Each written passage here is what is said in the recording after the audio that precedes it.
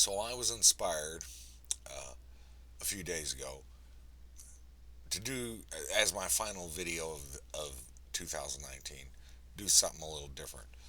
Um, it's still political in nature, but it's also a life lesson.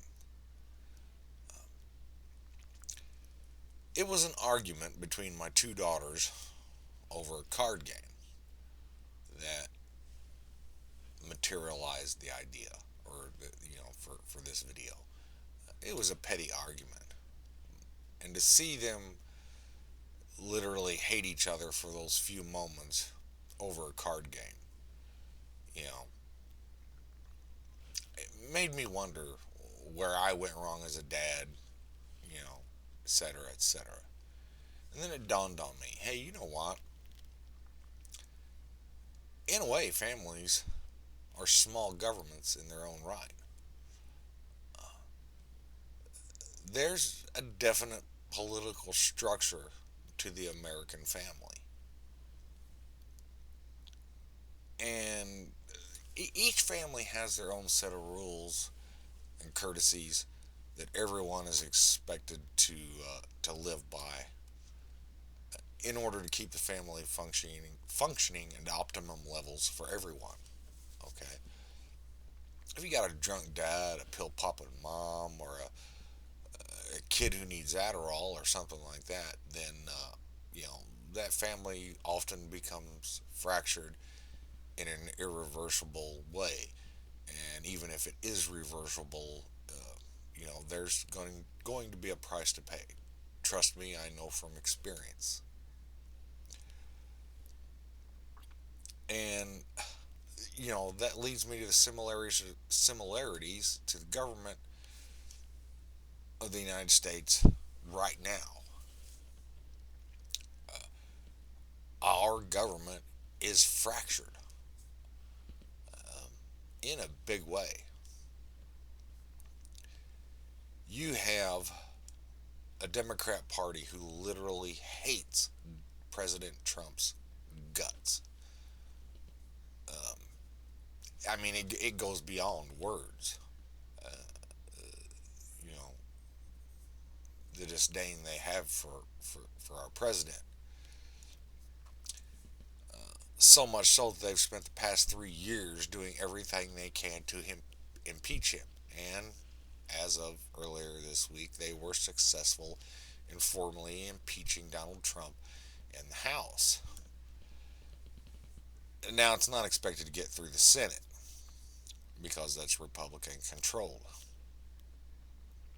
But here's the thing. All right, you have a Democrat Party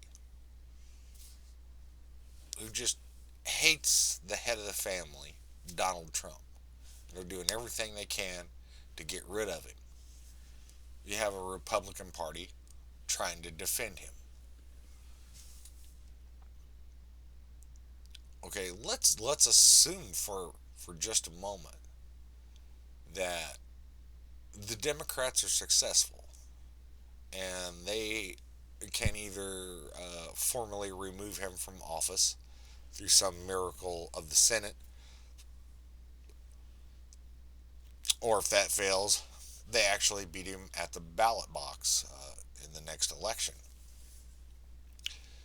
Okay, well, here's the scenario. You're going to have a happy Democrat Party, but you're going to have very upset Republican Party because they've been forced to spend the past 3 years doing everything they can to defend the head of their family. So even if there's a Democrat president and you have a happy Democrat Party, you're going to have a really upset and vindictive Republican Party. The fracture hasn't been fixed, it's just been extended. Okay? And the point I'm trying to make is this goes way beyond party politics. This is raw emotion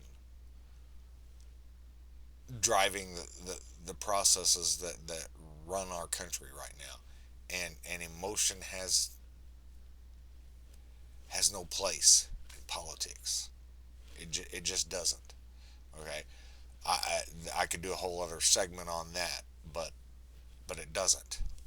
Okay, so even if there's a Democrat elected, what are the Republicans going to do? Uh, they're going to be looking for vengeance. That's exactly what they're going to be looking for. Okay, so it's just going to continue, and it's the people on the outside, us, the voters,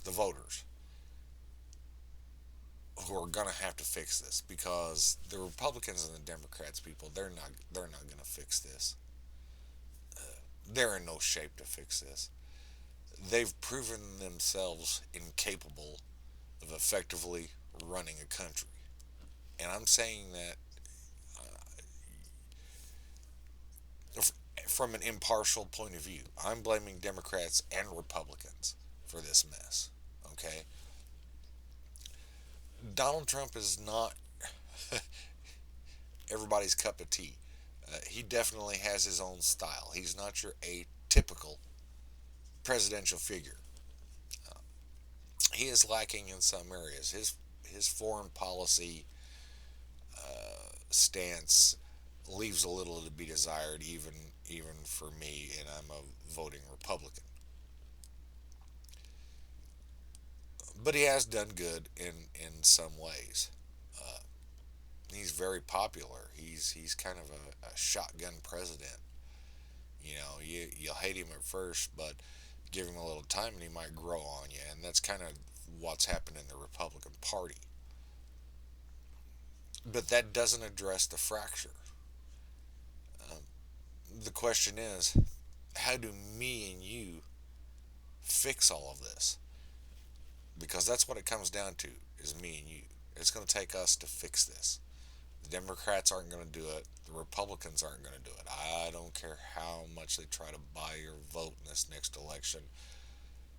This isn't going to be fixed by the parties alone. This is going to be fixed by the voters.